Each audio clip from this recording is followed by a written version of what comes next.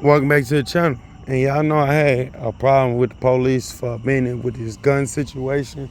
With this, I was transporting illegal firearms. They was pulling me over, searching my truck, whatnot, stopping me, constantly stopping me, searching me, patting me down, all this, that, and third, cuffing me up and everything.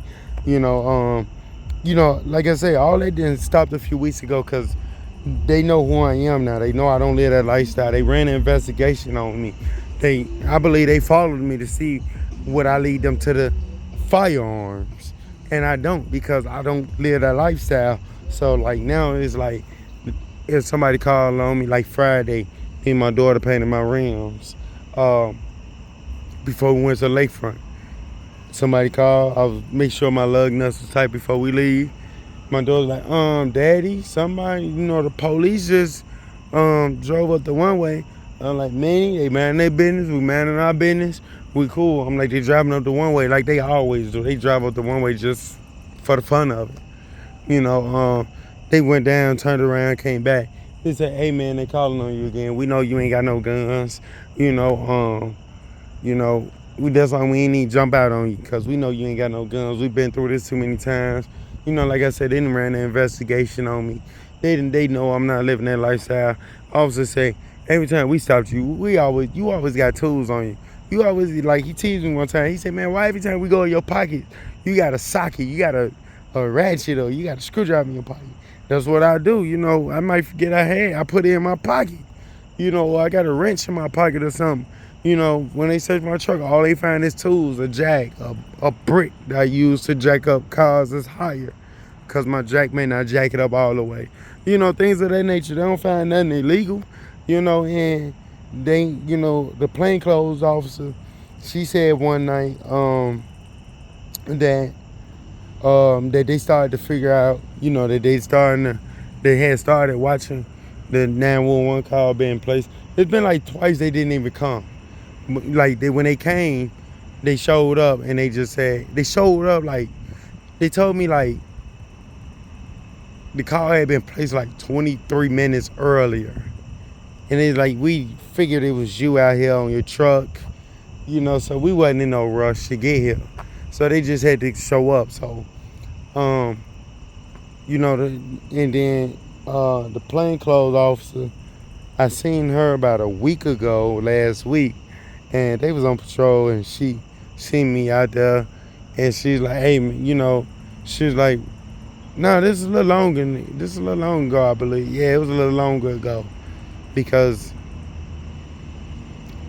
I was doing something underneath the hood of my truck. I was fixing something underneath there, so it was a little longer than that." She was like, "We started figuring out who it is. They basically got an idea of who it is." She said we just gonna let them keep calling for now, so we can get more evidence on them, so we can lock them up for misuse of 911. And hey, so be it. That's their business, not mine. She said because at the end of the day, placing a gun call, this automatically gonna trigger a heavy response. You gonna have multiple officers flying. Like she said, what if we doing high speeds to get over here for a gun call, and then it turns out that you out here working on your truck again? We already mad because it's another false call that's being placed on you.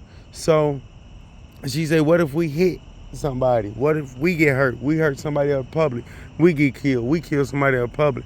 And it's just somebody that don't like you calling on you again. She say so. She basically like she didn't say it all because by law she can't say it. But she's like we got an idea on who it is, and she said that they're gonna get locked up. And all she did was tell me was when they really looked into it, the 911 call was placed within eyes on me. Like they had straight eyes on me to label me out to a T. And then the signal left. Like after like a minute and a half, the signal left. Like it drove away. And then here they come rolling up, or they see the first squad coming, or they hear the squad coming, and then they roll off.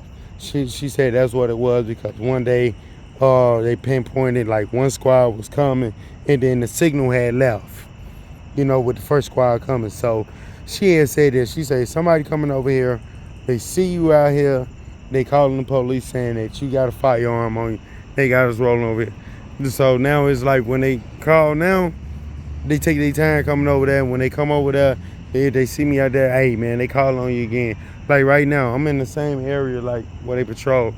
And if somebody call right now and say, I got a gun, if the same officers roll up, they like, oh man, it's you again. You know, hey, they called on you again, so you got to fire on. We know you don't carry that. Now, the only way I get stretched out in search is if it's some officers that don't know me, then yeah, they'll roll up on me and whatnot.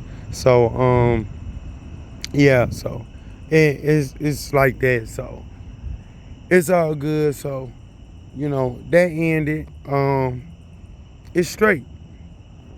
So either way, you know, all that's over with. Police know me now. I don't like to be known.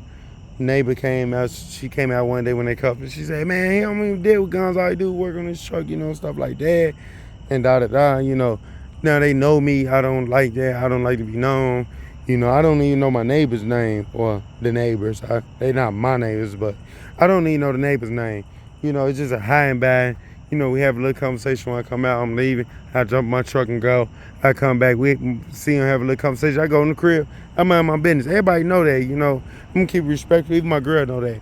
Like, she know I don't keep up no BS. Everybody know I don't keep up no BS. I come in and go. Our last neighbors, I ain't even know bro name until, you know, a few months ago. And we stayed near here almost a year. You know, I always knew him as bro. You know, so it was like, that's how I do it. I ain't trying to get to know people. I just want to mind my business, come and go. But either way, you know, as always, I'll catch y'all in the next video. Stay positive, stay blessed, like, comment, and subscribe.